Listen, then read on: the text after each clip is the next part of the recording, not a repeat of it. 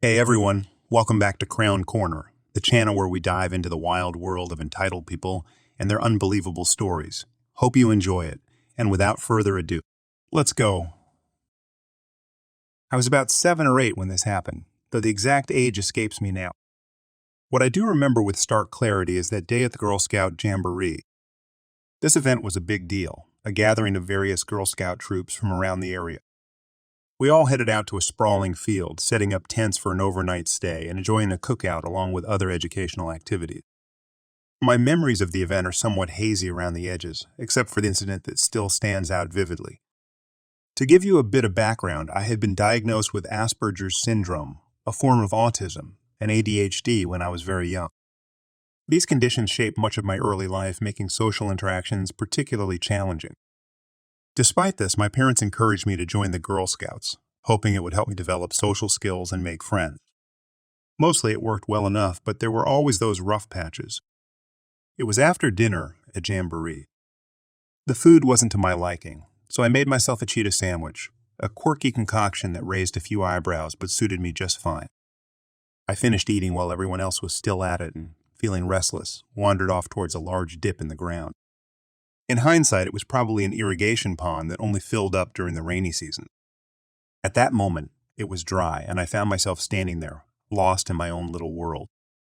That's when E.G. found me. E.G. was the entitled girl who had been a thorn in my side for as long as I could remember. She always had to be the best, the smartest, and the most right about everything. We had clashed many times before, our encounters usually ending in heated arguments. On this particular evening, her presence felt like a storm cloud on an otherwise clear day. "Why are you so rude and annoying?" E.G.'s voice cut through the quiet like a knife. Her question wasn't new. It was the sort of thing she'd say whenever she felt like putting someone down. I glanced at her, my mind scrambling for a reason that would make sense to her. "Probably because I have autism," I replied, my voice matter. A fact. Autism, I had learned, was often the simplest explanation for why I was different. "No, you don't," she shot back, her eyes narrowing. "Yes, I do," I insisted. "I have autism. It's a brain disease." E.G.'s eyes blazed with indignation. "No, you don't. You're lying." "I'm going to tell your mom that you're lying." I felt the familiar sting of frustration and anger rising in me. "I'm not lying. Go away." I turned to walk away, hoping to put some distance between us before things got worse. But E.G. wasn't done. She grabbed my shirt, yanking me back with surprising force. The collar of my shirt tightened around my neck, and suddenly I was struggling to breathe. Pain shot through my throat, and I felt panic setting in. I screamed and cried, thrashing about until I broke free from her grip. I ran, tears streaming down my face, and found a tree to hide behind. I crouched there, sobbing uncontrollably, my breath coming in ragged gasps. The bark of the tree dug into my palms as I clung to it, trying to make myself as small and invisible as possible. From my hiding spot, I could hear E.G.'s mother approaching. "What's going on?" she demanded. She said she had autism. She was lying. E.G.'s voice was a mix of anger and confusion. There was a brief silence before E.G.'s mom responded, her voice cold and angry. "She does have autism." "Oh," E.G.'s voice softened, the realization hitting her. I stayed hidden behind the tree for a while longer, the adrenaline slowly ebbing away, leaving me feeling drained and shaky. Eventually, I emerged, my face streaked with tears and dirt. The rest of the evening passed in a blur. We didn't end up sleeping in the tents that night because it rained, forcing us to pack up and leave earlier than planned. Looking back, that incident at the Jamboree was a defining moment for me. It highlighted the struggles I faced with social interactions and the misunderstandings that came with my autism.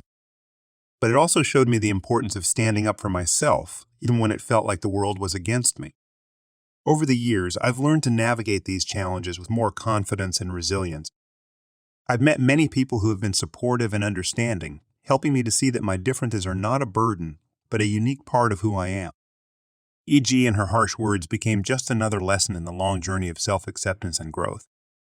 Now, as an adult, I often look back on that evening with a mix of sadness and gratitude. It was a difficult experience, but it also shaped me into the person I am today, someone who is proud of their identity and unafraid to confront the ignorance and prejudice of others. The Girl Scout Jamboree was just one chapter in my story, but it was a significant one that helped set the stage for many more to come. I usually just lurk here, but after reading a lot of stories, I thought that maybe mine too will be amusing for you all. A little note: my first language isn't English, so I'm sorry if I butcher the grammar. Also, I will keep the story profanity free, just assume the worst possible option for all the light curse words. Backstory: I live in Venice. Yes, that Venice, Italy, and I'm used to the general rudeness of the tourists that see the city like a big amusement park, not like a real city with people that needs to live and work. Not all are uncivilized poopy heads, but you don't notice the good ones because, well, they can actually behave like human beings and are respectful. I was out with my long-term friend that now lives in Florence and her nephews in a square. It's a common thing for children to hang out. They play all together while the parent speaks to each other. I'll look after the kids, even the one not yours. And we are doing some catching up. Now, another thing that happens sometimes. It's more and more rare, in part because scene like this one, is that old people comes, sits on the benches and simply look at the kids, enjoy the company, the good weather, and the fact that, for a few hours, they are not alone in their homes. This particular man, well known by everyone, it's like the neighborhood grandpa. A sweet old man with a cane that sometimes comes sit on the bench and has candy for the children. He is alone in the world. I exchange some words with him, and staying at home make him sad and lonely. The kids knows him, the parents knows him, and then when he sits down, a flock of children come to him and the dance is always the same. Grandpa: hi sweetie, how are you? Kid: good, thanks. May I have a candy? Grandpa: yes, it's your mother, father okay with that? Ask him here. The child go, ask the parent, and then with the okay, comes back and get his sweet. He does this always because he want to teach the kid to not accept anything before asking first to the parents. In this particular day, there are a lot of children playing and some tourists too. The residents all know each other, so it's fast to see that someone isn't from here, that are letting the kids play with the other. All is normal. Except for one thing. A family of 5 that is taking all of one of the benches with backpacks and bags in general. It was coincidentally the one on which Grandpa always sits, but when he arrives he doesn't mind. He hobbles slowly and unsteady with his cane on another one. I think it's rude, but again, not a lot of people needs the benches. The parents usually stands to talk to each other, so no harm, no foul, right? Wrong? When Grandpa sits, of course, all the children go to him and ask for candy. He then proceeds like always, and the kids go back to their parents that laugh a little and say yes. One in particular asked for 2 candies. It's unusual, and Grandpa asks why. The boy, pointing to his mom, visibly pregnant-like, woman, how do you move? I was amazed, and she was standing like no trouble at all, says that is for his brother. Grandpa laughs and gives him 3 candies. The boy looks at them, takes a few moments. He was like 3, 4, and then says it's not right. This is not 2 candy, and gives back one of them. The old man is baffled but smile and say sorry. You're right. I didn't count well, with the mother beaming with pride when the son comes back and hand a candy to her for his brother in the belly, choosing his favorite one because so his brother will taste the best sweet. I don't particularly like children, but I have to admit this melt my heart. Note, all the people saw the thing. Even tourists were like how cute that kid is, and he brought the candy to his baby brother because it was really explicit what he was doing, pointing at the mother's belly and so on. Now, even the hoarder of benches saw this. I saw the mom pointing to the old man and presumably told her children to go and get candy. This, again, isn't strange. Some kids are more introverted and are scared, so the parents say it's okay. You can go, but oh no, I was wrong. The 3 kids come, arranged to 5 to 10, I think, and ask for sweets, in English, to an old Italian person. The guy looks a little lost, but then again, he's not stupid.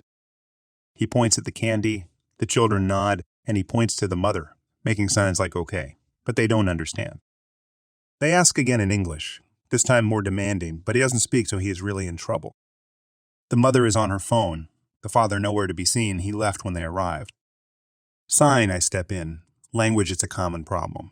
I greet the children and translate what Grandpa wanted to say. They looked offended and went back to their mother. I stayed and greeted him too, making small talk. Again, I didn't think a lot because it's normal for the children to go back and ask before accepting sweets from a stranger. The EM came up and looked enraged, shouting at the old man, EM, how you dare give my children the candies. Grandpa, in Italian. I don't understand. Me, in English to her. Ma'am, the sir don't speak English, so he can't. EM, cutting me off. Of course he speaks English. Everybody does. It's an universal language. I look at her a little taken aback. Universal? What? Where? When? How? Me. Well, it's pretty common language, I give you that. But he is an old Italian man. I assure you he doesn't speak it. EM. This is absurd. Give my kids candies. She really articulated every word in the face of the old man, still shouting to him. He looked lost and also a little frightened. At this point, I put myself between this stupid poopy head and Grandpa. Me. Please stop screaming at him. What do you want? EM. Are you stupid too? Candies? He has to give them to my children too. They are feeling left out. It's discrimination. Me. Ignoring the insult. Sure thing, he doesn't have any problem. He only wants the kids to ask permission from their parents before taking the sweets from him. EM. Why he needs to bother me. Just give them the frickin' candy. Me. Because he is a stranger? And is it not safe teaching kids to accept sweets from strangers? EM. This is BS. Give them the fudging candies. I huff. It's not useful talking. I quickly translate and Grandpa is a little upset, but he doesn't want to punish the children for the bad temper of the mother, so he takes out 3 candies and hands them over. She snaps. What are those? Me. A little confused. Candies? They are not of brand name that I don't remember. Everything not brand name is useless garbage. Are you giving my precious kids garbage? Me. Still confused. We don't have that brand here. The candies are the same for everyone. Why are you lying? Brand name. Is universal. Everybody knows it and has it? Another thing universal. Good. And I thought that there was so much difference between us. Apparently a lot of things are universals. Me. Look, ma'am, this is what he has. He doesn't have branded candies, only the ones he handed you. Absurd. This is the worst service ever. I will complain. I still don't know what she was talking about. What service? Complain to whom? Maybe at the Universal Office of Complaints. She then goes and tries to take the whole pack. I stop her. Me, what are you doing? I'm taking the candies. Are you moron? The other mom gets them? The other mom. The pregnant one. That had one. But the of course, is more important, so she needs the whole pack. I again let it slide. A lot of people are coming near. The shouting is difficult to not hear. Some of the other tourists asked me if everything is okay. I simply shrugged. Me. Yes, this woman wants to steal candies from children, but other than that, is a wonderful day. EME, looking more furious. How dare you, you B-word. Those candies belong to me for compensation. He ruined our holiday. Everyone that can understand looks at her in awe. Me. Are you more dense than the fog in autumn? He was giving away for free the candies at the children? He simply wanted them to ask before accepting from strangers. And I thought you said that this brand was garbage. So why do you want them? Because they are mine for compensation. I will throw them away so that will teach you all to disrespect me and my kids. Note, in all of this, nobody said a word to her children. The oldest one was looking so embarrassed and went back to sit on the bench. The others went playing with other children. Again, without their mother looking after them. Ma'am, were you dropped when you were a kid? Please, stop harassing the old man and go on with your vacation. You're making a scene? Interrupts me. Stop talking to me, you useless B-word. I can sue you for defamation and trespassing, young girl. This is a parent's spot. You don't belong here. Go away. Before I can open my mouth and shower her with colorful Italian epithet, my friend has a brilliant idea. She picks up one of her nephews, the little one, comes to me and in English asks, Friend, honey, is everything all right? The baby wants to get home?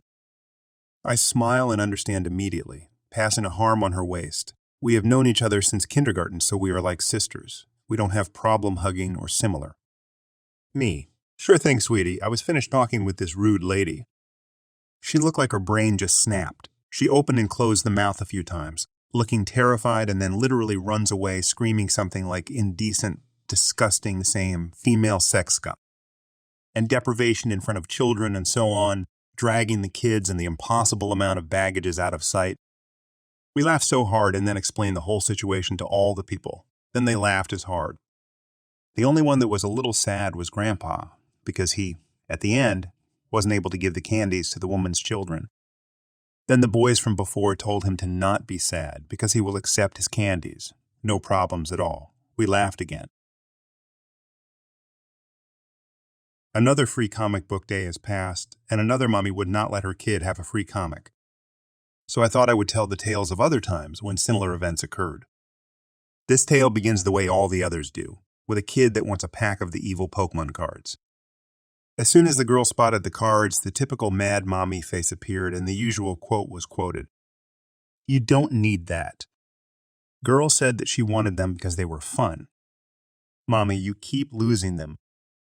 So I asked the kid how she lost them. Her response was that she didn't lose them. Her mother always threw them out. I believed her. So I asked her why she kept throwing them out, to which she replied that she didn't and that her kid was a scatterbrain.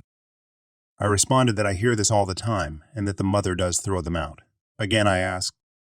Now she retorted with the "I don't like them" reason.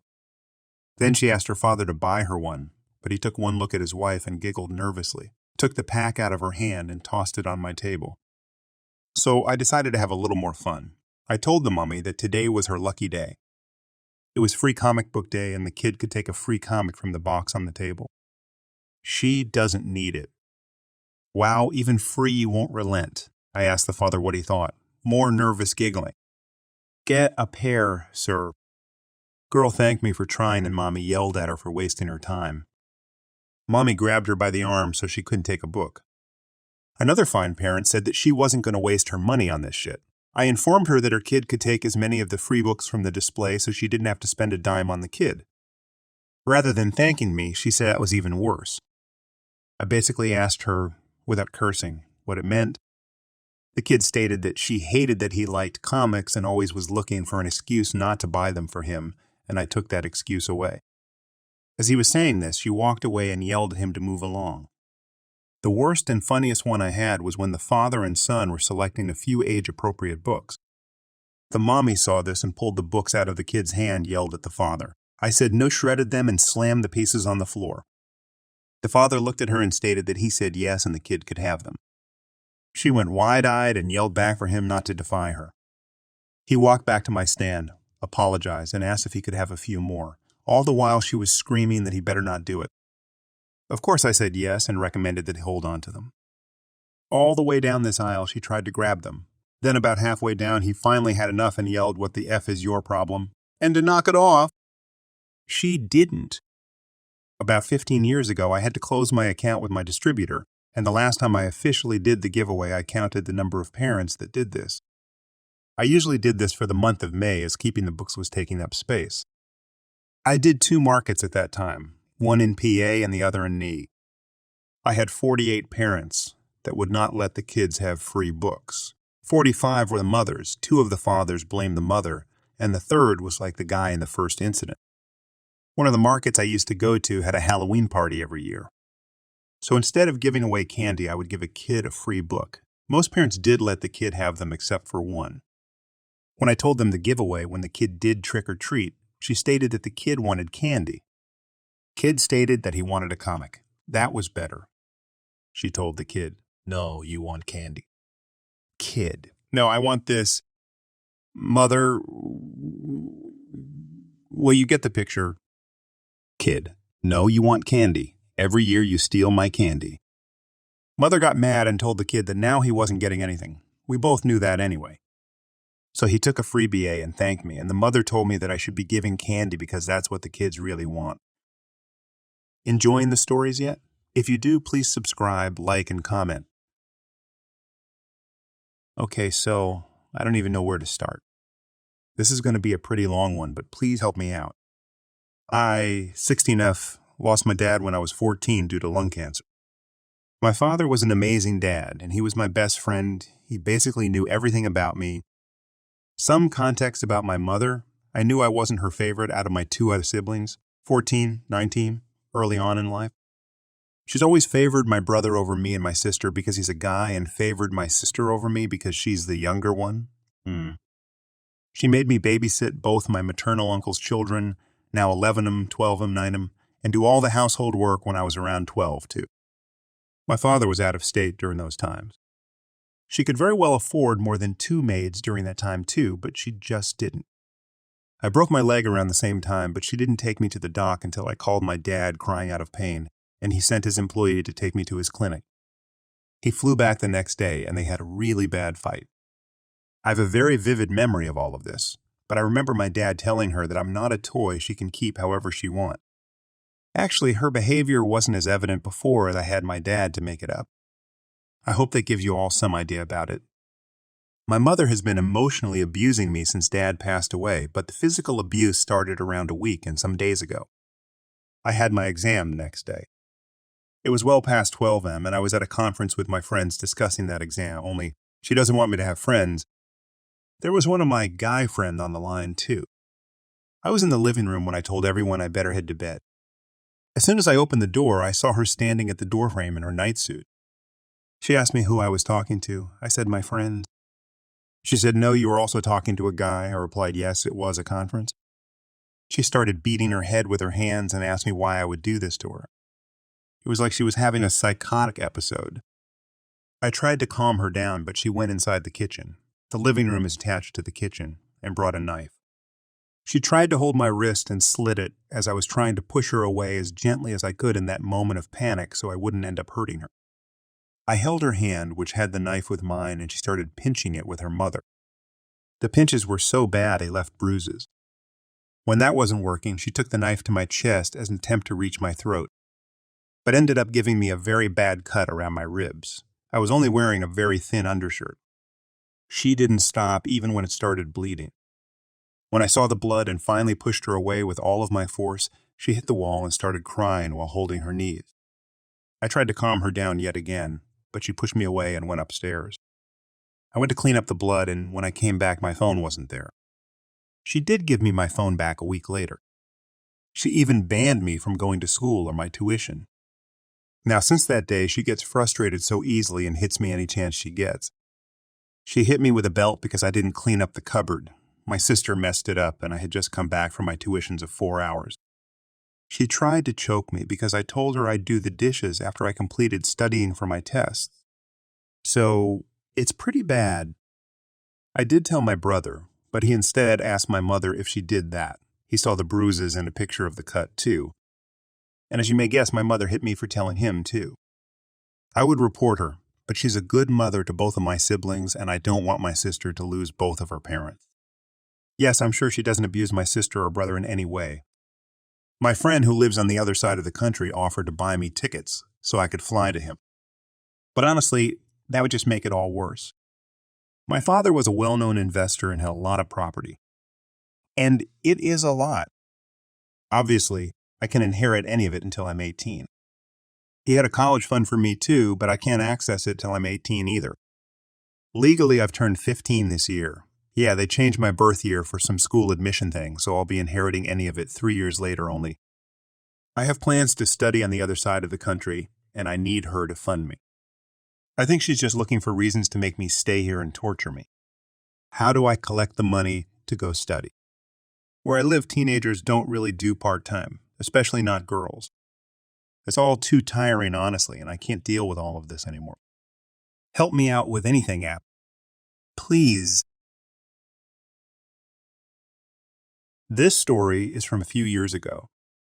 It's how I helped my sister and somehow got her company to willingly bypass their own idle time requirements. Her company went to work from home after the lockdown and stayed working from home. At first, they required an always-on camera system, but that quickly went away as the amount of unintended nudity that comes from your average household is quite startling. Then they went with a system that tracks your idle time in teams. The amount of write-ups, meetings, group meetings, and eventual terminations for what was the dumbest requirement ever caused my sister to ask for help. She sent me an Amazon link for one of those use sticks that jiggles the mouse. I told her, don't use those as even lazy IT can detect them. At the time, Amazon wasn't selling mechanical mouse turners yet, or at least at reasonable prices, so I looked at building one. I found an install file for this flowery mouse holder, which I modified to be just a straight monocolor and 3D printed it. I cut out a 1.5-inch circular disc and put it on a weak motor and connected it to a power source through USB. I set the wheel to spin everyone, 12 seconds for a total of 2 5-seconds at a time, but ran into an issue. Sometimes the disc spinning would not actually move the mouse. I found a company that would print stickers at $1 a sticker if I ordered 5 of them. So I found this basic pattern of squares and lines crisscrossing each other and had it printed to just under the dimensions of the disc. I stuck it on there, and the mouse turner worked perfectly. I quickly ran into another issue. Since the disc was raised, it quickly got hung up on the mouse with the stickers. So back into design, I went and made it where the dimensions were slightly larger for the base and sat it where the disc would be 2 below the actual mouse. After printing it, the mouse sat on the cradle and disc spun without touching. The mouse cursor would randomly just move in weird directions at the times the disc spun. So with that all out of the way, I got a free lunch out of my sister and delivered it. It looked into her laptop's USB port, never being detected, and would turn her wheel, decreasing her idle time down to 0. Within 2 weeks, she was recognized as a top performer. She was watching crime dramas with her volume at max until she got a notification that a customer submitted a request. In other words, her productivity stayed exactly the same. So she calls me up and asks if I can make more of those. Thankfully, I saved the still files and could order more stickers if I needed. I told her I could make each one for $25. The cheapest on Amazon at the time were like $50, and it only cost me roughly $12 to make them, which went down to $8 to make them at the end. She said several coworkers were asking her about it, and she said she would just give them my number. Within a month, I had built out 50 mechanical mouse turners, which was kind of a waste as this company only had 32 employees. I miscounted. Sometimes I would meet 5 or more of her coworkers at a restaurant at the same time, just so I wouldn't have to drive all over DW. Then one weekend, I got a call from the CEO of that company. See, all of his workers were using these mouse turners, and he wasn't. So when the company published the report on idle times, this was abysmally low. That phone call was one of the most surreal I have ever had. At first, he thought I was one of his employees. I told him I wasn't. I worked for a waste management company. But I wasn't about to tell him. He asked me about the mouse turner. I told him that I designed them for a friend, but that person no longer worked for his company. Again, lies. I was protecting my sister, not like he couldn't figure it out, but still, he asked if he could get one. This is where the conversation went very weird. See, I tried convincing him to give up the idle timer requirements as it clearly wasn't important and only harmed his company. I laid out all of my points for it and pointed out that the CEO of the company is buying a device specifically designed to bypass his requirement. He would not budge. He was so into his company dogma that he just wanted one from me. I already had a few left over, so I told him I could make him one for $35. Here is the really screwed up part of the story. He asked for a full list of my clients, promising that no one would be fired. He just wanted to know how many. I told him that a list would be unnecessary as is every single one of his employees. Literally all 32 excluding him. His response was to have the company reimburse each employee the $25 for the mouse turners and set it up where his company would contact me each time a new employee started. I said I had 10 left over from the initial batch of ones I made and can just give him those and have him contact me when he runs out. He agreed. Well, that kind of never happened as a company on Amazon made what is basically the same thing I was making for, like $15. Theirs is much nicer than mine was too low. So a company said idle time requirements would cause issues at the company. Now the company buys devices for each employee so that it bypasses the idle timer. Edit. A lot of people keep bringing up PowerShell scripts, analog watches, a weight on your spacebar, or any other device that does it digitally or with regularity. I designed mine to have randomization in it. The reason is simple. DEPS can detect those USB thumbsticks, can detect PowerShell scripts that move your mouse. They have usage reports that show your mouse moved one time each minute exactly on the minute mark. Not every company has these, and some don't have anything even close to this. But some do, and this device was designed to be as undetectable as possible. One of the guys I gave this to said he has 0 work to do until after his lunch break. So what he does is simply log in, set the mouse turner, and go back to sleep. He has his volume at full blast right by his ear, so if he gets a team message, it wakes him up. Here's an old one from around 9 years ago. As past readers know, my older brother is the type of person who lets the tiniest bit of power go to his head. So if he wanted things his way, he'd try like hell to make it happen. My dad, even now with a bad knee and bad back, is a camping enthusiast. It also was always his way of taking a vacation without spending a lot of money. Back then, he insisted we all camp together in summer once a year. Back then, we never had anything fancy to go camping like trailers or RVs. Just tents. That year, I finally decided to buy a bigger tent because I'd been using a small-ish one until then. Before having my own tent, I was forced to share one with my brother. Those days really sucked.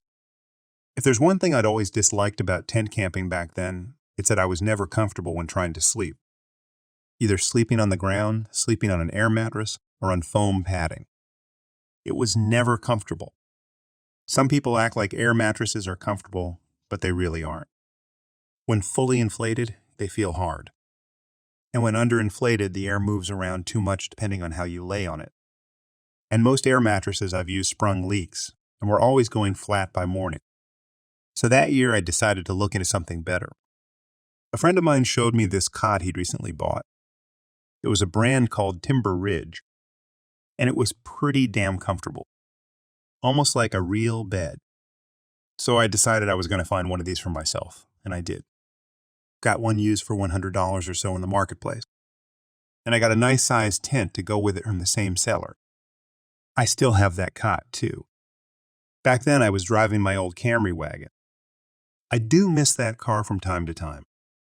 But having my Tundra is just better. No one really expected me to show up with a better tent and a cot. My dad applauded my new stuff. But my brother was his usual self about it and said cots were nothing special. Then he mocked me for buying the cot and tent used. But that night, I slept like a log.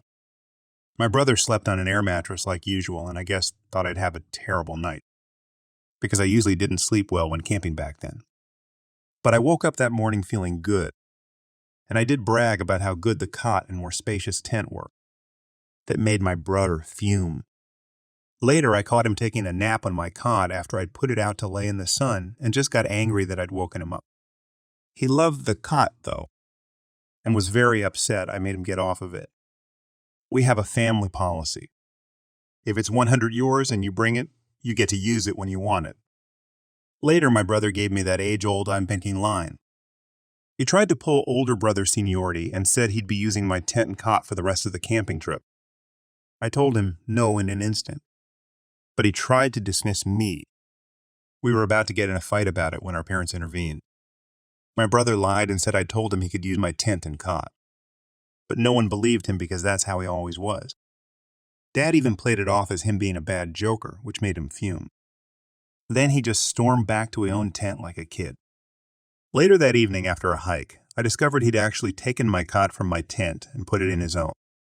We had an argument, and Dad made him return the cot to my tent. And my brother sulked the whole time he was doing it. Later on at dinner, he had a tantrum over how the air mattress sucked compared to my cot. And I chimed in about that being the reason why I'd bought it in the first place. We spent the rest of the camping trip with my brother glaring daggers at me. I half expected him to do something like take a knife and cut holes in my tent. But he and I both knew that Dad would make him pay for anything of mine he broke. And then I'd just replace them with the same kind of stuff. He ended up having a miserable time sleeping on his air mattress, because in his own words, once he'd slept on the cot, the air mattress was just no good to him anymore. And when it was time to leave, he said next time he was getting a better tent and cot than mine. I just waved and told him good luck with that, which prompted him to tell me to go screw myself. Dad actually smacked him upside the head for that. I still chuckle remembering it. I knew he'd likely follow through with getting better stuff back then, and he did, but I'm glad I got to stick it to him that time. Later in the summer, my dad insisted on another family trip. That's when my brother showed up with a new cotton tent and bragged about how he'd bought them new, unlike me. But he spent 3 or 4 times what I did on my tent and cot. The cots were the same brand, too. But while mine was green, he had grass camo printed on the fabric. He was really irked when I just kept ignoring his bragging, too. Once he realized I just didn't care, things moved on to be more or less normal. But he still went out of his way to get on my nerves. Of course, when I bought a truck and then later a camper trailer, that opened up a whole new can of worms. My brother always had to make everything a pissing contest. He's only recently been getting better about not doing that, as my older posts may show the reasons why. Edit. I've noticed my post has a lot of people curious about cots and what good ones there are. Well, here's my take on them. First thing is make sure you get a cot with a decent weight limit. Mine can hold over 350 pounds. You don't want a cot that uses metal springs for tension. Those springs will bend and wear out easily, and cots that use them generally have a weight limit of around 200 pounds. They're also generally flat and not very comfortable. And the springs are noisy. My Timber Ridge cot uses bungees instead of springs. And instead of just being flat, it cradles me a bit. So it's pretty comfortable to sleep on. And I'd still be using it if I didn't have my camper trailer now. The cot is currently in storage in my parents' house. My dad used to be a tent camper, but my parents use a pop-up camper now so he can sleep in a better bed due to his bad back. Secondly, what makes a good cot is padding.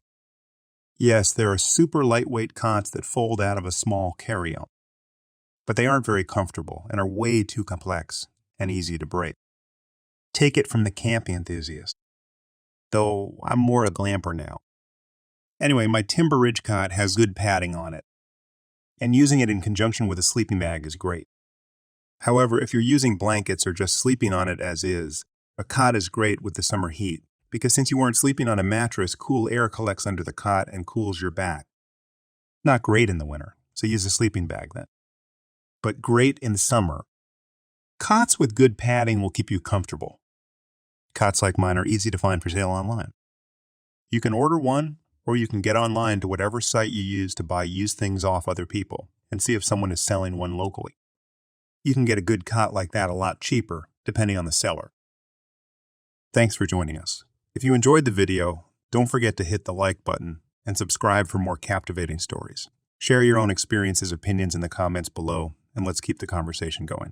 Until next time, stay tuned for more epic tales.